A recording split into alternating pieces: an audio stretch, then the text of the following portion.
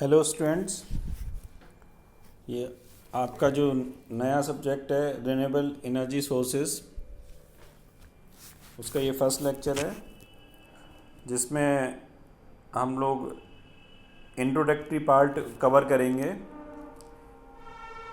Renewable energy sources का। तो इसमें सबसे पहले हम ये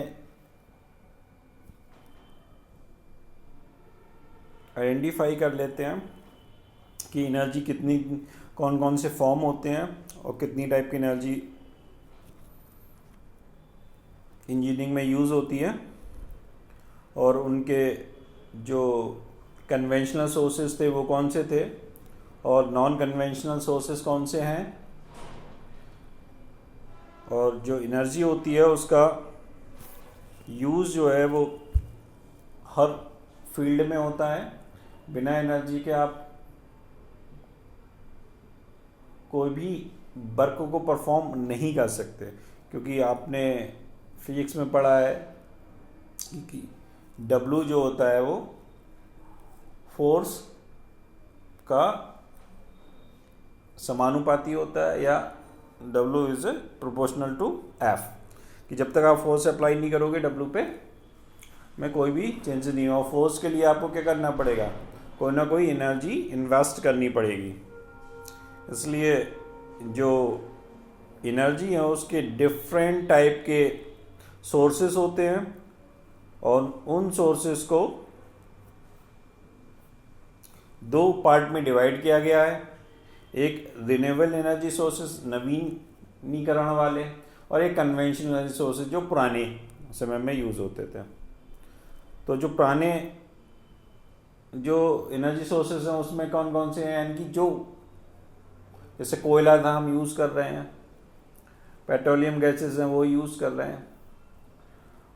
पुराने का मतलब यहाँ से जो एक लिमिट के बाद कंज्यूम हो सकते हैं, आगे उनका पता नहीं कि वो दोबारा से हमें अवेलेबल हो यूज़ करने के लिए या नहीं हो, तो वो उनको हम लोग कन्वेंशनल एनर्जी सोर्सेस कहते हैं। इसमें कोयला आता है, पेट्रोलियम आती है, और जो भी नेचुरल गैसेस हम यूज़ करते हैं,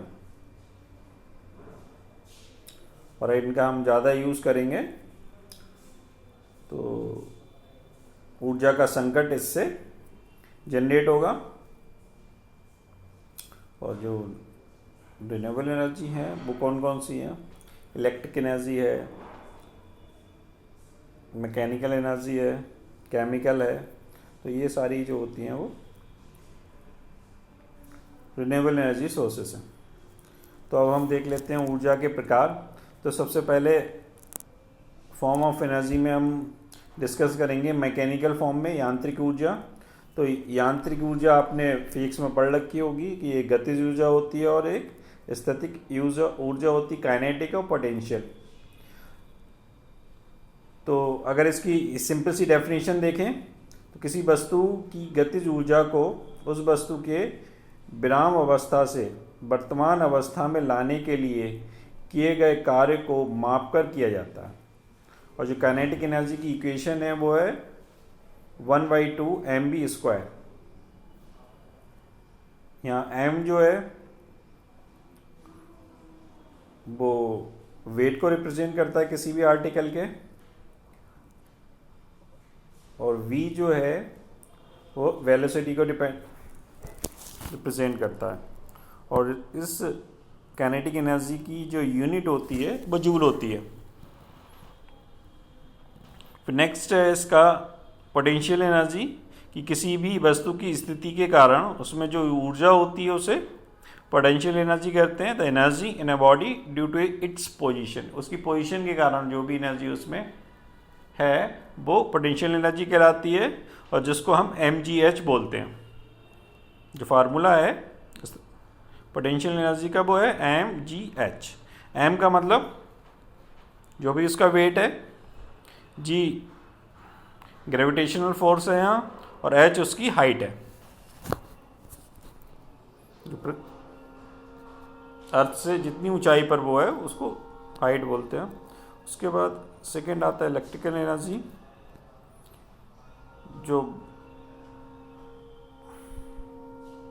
वैद्युत ऊर्जा सबसे साफ, प्रदूषण रहित और ट्रांसफर करने में आसान होती है।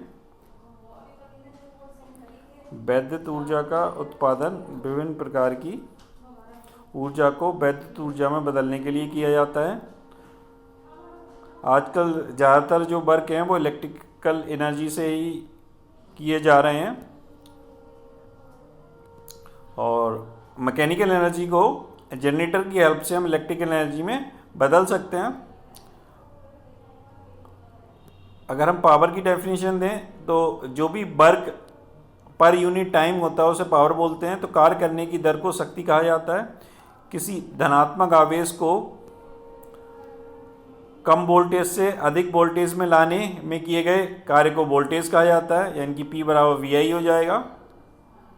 तो ये एक जस्ट एग्जाम्पल था इलेक्ट्रिक एनर्जी को रिप्रेजेंटेशन देने का, P बराबर है VI। फिर रासायनिक ऊर्जा केमिकल एनर्जी होती है। तो केमिकल एनर्जी कैसे बनती है कि फ्यूल सेल और बैटरी जो हम यूज़ करते हैं और उसमें जो एनर्जी का फॉर्म होता है वो केमिकल एनर्जी का फॉर्म है। फ्यूल के कंबक्शन के दौरान अणु कार्बन, हाइड्रोजन आदि ऑक्सीजन के साथ मिलकर आ रहा हूं ऊर्जा को उत्पन्न करते हैं। फ्यूल प्लस ऑक्सीजन बराबर उत्पाद प्लस ऊष्मा। ऊष्मा की यूनिट कैलोरी होती है। उसके बाद है नाभिकीय ऊर्जा। यूरेनियम थोरियम के समस्थानिक, प्लूटोनियम नाभिकीय ऊर्जा में ईंधन है। इनके नाभिक में ऊर्जा ऊष्मा के रूप में निकलती है जो नाभिकीय फिशन चैन अभिक्रिया से उत्पन्न होती है। 92 uranium 235 plus 0 N1, 56 बोरोलियम 137 plus 56 क्रोटियम 97 plus 2 neutron plus heat. ये न्यूक्लियर एनर्जी की इक्वेशन है। हाइड्रो एनर्जी पानी से मिलती है।